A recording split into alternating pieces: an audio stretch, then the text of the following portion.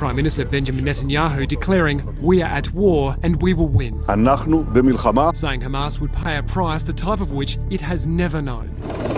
I'm reviewing this one right here because I want to know what's going on with the whole Israel and Pakistani thing that's going on. When I was on Twitter, I'm seeing far too many videos of people being in the streets, women being beat and kidnapped in broad daylight, and they're celebrating this. They're celebrating this and guns in the air and singing and dancing, believing that God is pleased by these actions. And I don't believe God is pleased by their actions, but they obviously do. So this video right here actually explains a little bit about it, and I'm here for it. Y'all let me know whatever y'all want me to know. And of course, I will have my commentary as well. Feel free to add yours too. Let's go. A terrifying new era is tonight unfolding in the Middle East.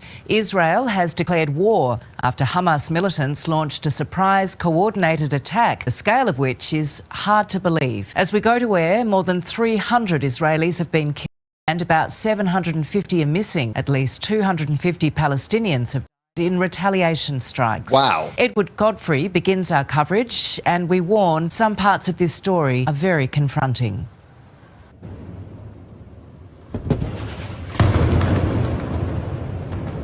Israel strikes back.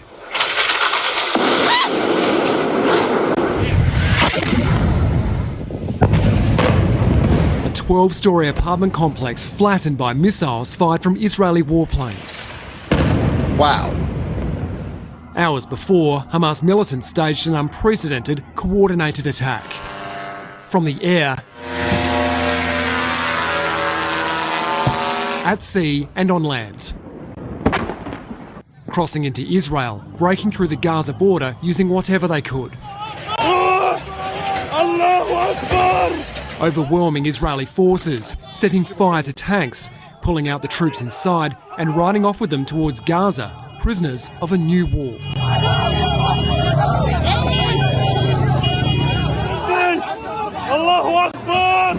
Hamas raiding parties, citizens in the street. Videos posted online showing Hamas seizing whoever they could and taking them hostage. A mother and her 2 children abducted. The capture posted on an Arabic social media feed.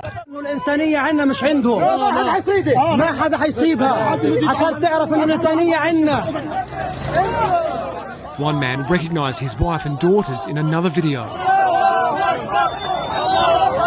I tracked her mobile phone and I saw that the location is in Gaza Strip. Here, Hamas fighters hauled a bloodied young woman into their jeep. This elderly captive carted across the border. Many were killed from this desert party as gunmen rolled in, attendees running for their lives, ducking behind cars as gunfire rings out. University student Noah Agamani and her boyfriend pulled onto motorbikes. "Don't kill me," she screams. Israeli.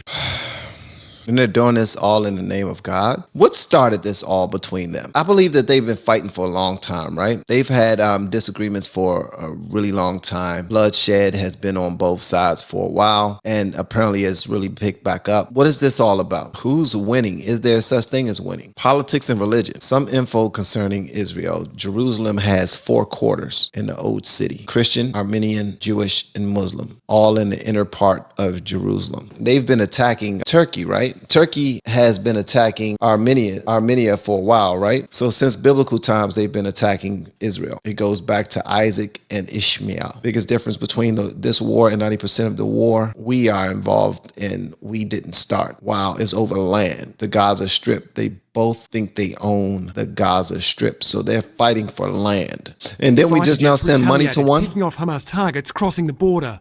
Prime Minister Benjamin Netanyahu declaring, "We are at war and we will win." And then we just now send money to one? Hamas would pay a price crossing the border it has never known. All over Israel, troops are being mobilised. Tens of thousands of reservists have been called in. Fighter jets loaded with attack missiles to exact revenge. Gun battles in border towns, police taking back homes that militants raided in the early hours, trapping terrified families inside. The Hamas attack had started at dawn, with rockets soaring into the skies over Israel. Israel says 2,500 were launched. Hamas claims it was double that. Hitting streets and apartment blocks, using drones to attack military targets. There was panic at Tel Aviv airport as sirens warned travellers to seek shelter. A CNN crew hitting the tarmac as rockets were fired. We literally just got off the plane here at Ben Gurion Airport. The sirens have gone off. People are taking cover. We got off the bus. People are taking cover. And you can hear the intercept missiles banging in the air. One of the most fortified sections of the Gaza-Israel border, the Erez crossing, was overwhelmed as Hamas operatives filmed themselves shooting and taking control. Israeli army vehicles captured and taken back into Gaza as trophies of war. In Israel, so many injured, troop carriers doubled as ambulances. Australians among those who rushed to air raid shelters. There were people who had young children, babies, little kids, elderly people. We were petrified. You know, living in Australia, we don't have exposure to this sort of thing. Expats Hayley and Zohar Alpern live between the Gaza Strip and Israel. I woke up at 6 a.m. this morning to breastfeed our newborn baby and also to the sounds of sirens. In the Palestinian refugee camp of Jenin in the West Bank, celebrations at what Hamas had achieved so quickly. Huge crowds turned out in some Arab communities in Yemen, Turkey and Iraq to support Hamas. Chants of death to Israel heard through Iranian parliament. The volleys from both sides continuing into the night.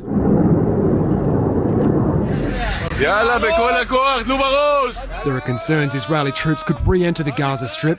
The government putting out warnings to residents of the Strip to evacuate key areas. I fear that thousands of Palestinians will die in the next week or so. So the potential for escalation is very high. As the world condemned the Hamas incursion. The United States stands with Israel. We will not ever fail to have their back. The UK completely condemns these terrorist acts against Israel, and we support Israel's right to self-defense. This is an abhorrent attack on Israel. This is indiscriminate. Civilians being targeted, killed and murdered.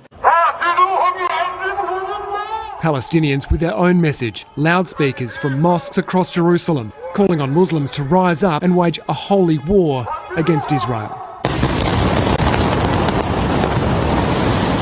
At the Israeli border, Edward Godfrey, 9 News. This breaks my heart, man. This breaks my heart. This absolutely breaks my heart. It says Israel is an occupation force on land they don't own and were given by Western powers. Now, we just now said that we back Israel, but we still sent money to Iran, who is funding Hamas. Okay.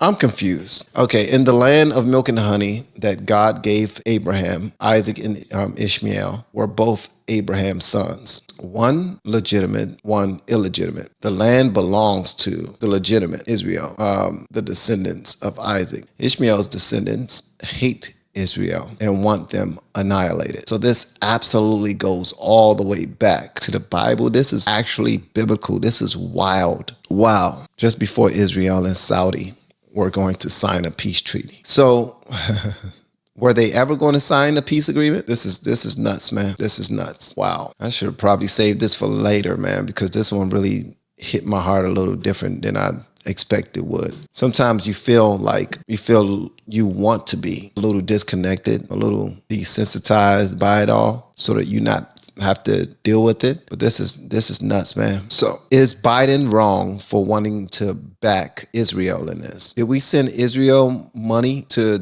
help defend them, or are we sending Iran money? What exactly are we doing that we shouldn't be doing at this moment? Because I'm seeing that, it says it's seriously like Biden and company just want to see the world burn. Arab nations have never agreed to this colonization. It's a way for the West to keep the stabilization in Middle East, while telling you they are frontline against terror. It's a complicated mess. Israel has continually given up land to bring peace, but the Palestinians continue to want more. They just want all Israelites to be gone. This is about destroying our belief in God.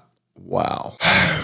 Seems that we're fighting something similar over here. It's not blatant all-out missiles thrown, but people are trying to get rid of God here.